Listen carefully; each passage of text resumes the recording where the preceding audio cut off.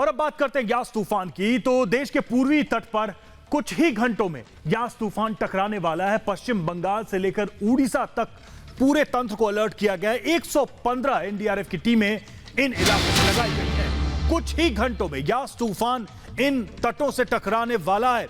इसके पहले एहतियात के लिए जितनी जरूरी चीजें थी वो की जा रही है। हालांकि इन इलाकों में, इन राज्यों में सुबह से ही तेज बारिश और तेज हवाएं चल रही हैं। कई पेड़ों को नुकसान हुआ है, कुछ घरों को नुकसान हुआ है।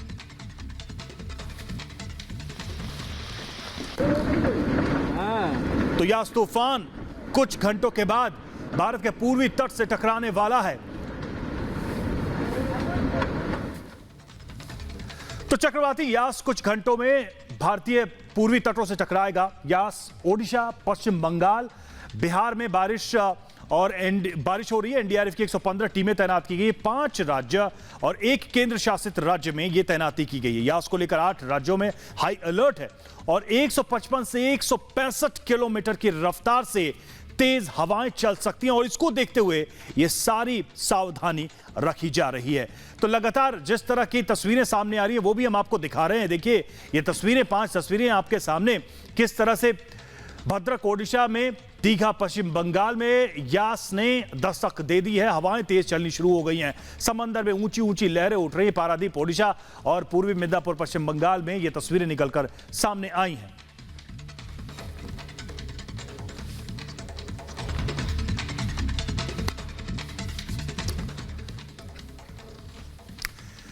तो यास तूफान का सबसे ज्यादा असर कहां रहने वाला है, यह हम आपको बताने की कोशिश करेंगे मैप के जरिए। किस तरह से यह तूफानी संकट भारत के पूर्वी तटों को प्रभावित करने वाला है, कौन कौन से राज्य हैं ये देखिए। अगर ऊपर से देखा जाए तो पश्चिम बंगाल से शुरुआत होती है। पश्चिम बंगाल और ओडिशा में सबसे ज्यादा प्रभाव रहने वाला है, लेकिन उसके अलावा ऊपर असम में, जो कि पूर्वी राज्य, और नीचे आंध्र प्रदेश और तमिलनाडु में भी इसका प्रभाव रहने वाला है। तो ये वो पूर्वी तट से जुड़े हुए राज्य हैं जिन पर यास तूफान सीधे सीधे प्रभाव करने वाला है, प्रभाव डालने वाला है। और इसकी वजह से यहां पर हाई अलर्ट है। बड़ी संख्या में एनडीआरएफ की टीमें यहां पर तैनात की गई हैं।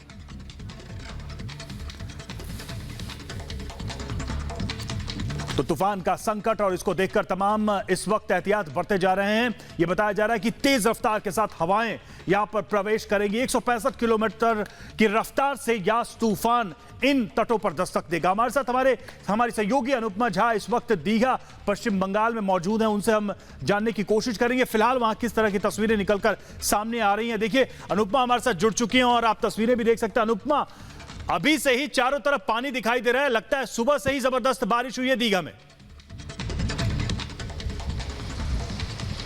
बिल्कुल रवि, देखिए सिर्फ सुबह से नहीं, पिछले 3 दिनों से पश्चिम बंगाल के अंदर अगर हम बात करें तो कहर जो है यास का पहले से ही देखने को मिल रहा था। पिछले 3 दिनों से बारिश हो रही थी, लेकिन एक बार आपको मैं पीछे की तस्वीर दिखाती हूँ। देखिए सामने जो है समंदर है, दीघा वो समंदर है, लेकिन ये सड़क है जहाँ पर पानी जो है वो पहुंच चुका है। और सबसे बड़ी बात यह है कि 12 बजे का समय जो है वो रखा गया था, लेकिन 12 बजे से पहले ही जो है कहीं ना कहीं सड़कों पर पानी आना शुरू हो गया। और पानी के साथ साथ तेज हवा जो है वो बहुत ज्यादा है यहाँ पर। देखिए क्योंकि ये कहा जा रहा था कि जो ताउते तूफान आया था उसके बाद जो यास आएगा वो और भी ज्यादा खतरनाक होगा, और उसकी एक छवि जो है हमें यहाँ पर साफ तौर पर देखने को मिल रही है। लेकिन देखिए अंदर जाना क्योंकि अलाउड नहीं है, क्योंकि वहां पर समंदर है और साफ तौर पर एनडीआरएफ एसडीआरएफ की टीमें वहां पर तैनात है। उन्होंने सीधे तौर पर यह कहा है कि अंदर जो है कोई भी नहीं आएगा और इसीलिए अंदर जाना अलाउड नहीं है। लेकिन आप ये देखिए कि सड़क है और सड़क पे अभी क्योंकि शुरुआत ही हुई है सिर्फ, और उस वक्त जो है पानी का लेवल इतना ज्यादा बढ़ गया है। जब 12 बजे के वक्त समुद्र के तट से टकराएगा ये तूफान, तो आप समझिए ऐसे में कि कितना ज्यादा जो है वो खतरनाक होगा।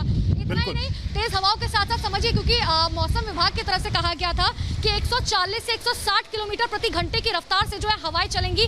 इतना ही नहीं, कल देर रात भी हमने देखा कि कई शेल्टर्स जो है वो उखड़ गए थे, क्योंकि देर रात से जो है हवाएं काफी तेज चल रही थी। और साथ ही अगर अपने दर्शकों को हम ये बता दें कि 140 से 160 किलोमीटर प्रति घंटे की रफ्तार से हवाएं चलेंगी और एनडीआरएफ की 52 टीमें जो है यहाँ पर तैनात की गई है। इतना ही नहीं, आपदा प्रबंधन विभाग भी तैनात किए गए, अंदर बोट्स भी तैनात की गई है कि अगर कोई जरूरत पड़ती है तो पूरी तरीके से सावधानी बरती जाए। आपको ये भी बता दूं कि दरअसल यहाँ से 2 लाख लोगों को जो है शिफ्ट किया गया, क्योंकि दीघा की बात की जाए, मंदारमिनी की बात की जाए, जितने कोस्टल एरिया है वहां से जो है लोगों को शिफ्ट किया गया है, उनका पलायन किया गया ताकि लोगों जो घर है उन्हें खाली कराया जा सके और उनको जो है शेल्टर होम में शिफ्ट किया गया। तो ऐसे में समझिए कि कितना ज्यादा ये खतरनाक जो है रवि ये तूफान होगा। निश्चित तौर पर तस्वीरें अपने आप में बता रही हैं कि जब अभी ये स्थिति है तो जब ये तूफान टकराएगा इन इलाकों से तो क्या होगा? अनुपमा, लौटेंगे आपके पास, हमारे साथ बने रहिए। पश्चिम बंगाल के जिन जिलों को सबसे ज्यादा यास तूफान प्रभावित करने वाला, उस पर जरा एक नजर हम डाल लेते हैं। ये देखिए, वो पश्चिम बंगाल के जिले हैं मुर्शिदाबाद, बर्धमान, उत्तर 24 परगना, दक्षिण 24 परगना, हुगली, मेदिनीपुर, कोलकाता, बांकुरा और बीरभूम। ये वो जिले हैं जहां यास का खतरा सबसे ज्यादा होगा। यास के आने के बाद से इन जिलों में सबसे ज्यादा प्रभाव हो सकता है, इसलिए यहां पर जबरदस्त तैयारी की गई है, निगरानी रखी जा रही है और खुद मुख्यमंत्री ममता बनर्जी भी इसको मॉनिटर कर रही है कि किस तरीके से इस पूरे इलाके में एनडीआरएफ की तैनाती की गई है, एसडीआरएफ की तैनाती की गई है। ये जो तस्वीर है ये अपने आप में बता रही है कि किस तरह की जो है स्थिति है पश्चिम बंगाल में, कैसे ये तूफान टकराएगा। अनुपमा हमारे साथ जुड़े। अनुपमा, सबसे बड़ी बात यह है दीघा की जब आप बात कर रही हैं तो यहां हम देख पा रहे हैं आपके पीछे कि सारी ये दुकानें अभी फिलहाल बंद हैं, पानी प्रवेश कर चुका है। कितने दिनों से यहां के लोगों को सतर्क रहने का आदेश पहले जारी किया गया था? कितने दिनों से पहले ही लोगों को अलर्ट पर रखा गया था? बिल्कुल, देखिए आपको याद होगा कि अगर पिछले 10 दिन की अगर हम बात कर ले रवि, तो देखिए 10 दिन पहले से जो है तैयारियां जो है की जा रही थी, चाहे ममता बनर्जी की तरफ से कहा जाए, राज्यपाल धनखड़ की तरफ से कहा जाए, खुद प्रधानमंत्री नरेंद्र मोदी की तरफ से कहा जाए। आपको याद होगा कि अमित शाह ने खुद एक हाई लेवल मीटिंग की थी जिसमें उन्होंने ये कहा था कि कोई भी जो है दिक्कत नहीं होनी चाहिए। लेकिन देखिए सबसे बड़ी बात यह है कि जो यहाँ के आसपास के लोग जो रहते हैं वो यहाँ पर पहुंच भी रहे हैं क्योंकि वो देखना चाहते हैं तूफान कैसा होता है। हालांकि सबसे बड़ी बात यह कि लोगों को जो है हिदायत दी गई थी कि कोई भी समंदर के पास नहीं जाएगा, इसीलिए लोगों की कोशिशें जरूर ये है कि दूर से ही जो है लोग फोटोज क्लिक करें, वीडियोस बनवाएं, लेकिन अंदर जो है लोगों को बिल्कुल जो है जाना मना है। लेकिन यहाँ पर अभी ये समझिए कि जिस वक्त ये तूफान टकराएगा उस वक्त तबाही का मंजर जो है देखने वाला होगा, क्योंकि हम मंदारमिनी से लेकर हम दीघा तक हमने सफर तय किया है और यकीन मानिए हर जगह जो है आपको सिर्फ पेड़ टूटे हुए नजर आएंगे क्योंकि हवा जो है वो बहुत ज्यादा तेज चल रही है। अभी समझिए क्योंकि अभी मौसम विभाग की तरफ से जब बातचीत की गई थी तो उन्होंने सीधे तौर पर ये कहा था कि अभी जो है पश्चिम बंगाल के अंदर 100 किलोमीटर प्रति घंटे की रफ्तार से हवा चल रही है और जब तूफान टकराएगा तो 160 किलोमीटर प्रति घंटे की रफ्तार से हवाएं चलेंगी। तो ऐसे में समझिए कि तबाही जो है वो होगी और जाहिर सी बात है। सबसे बड़ी बात यह है कि देखिए एक और बात आपको ये बताती हूँ कि क्योंकि आज जो है फुल मून है तो रात में जो है हाई टाइड की भी संभावना मौसम विभाग की तरफ से जताई गई, यानी कि एक बार तूफान थमेगा और रात को एक बार फिर से जो है हाई टाइड समंदर के अंदर जो है वो देखने को मिलेगी।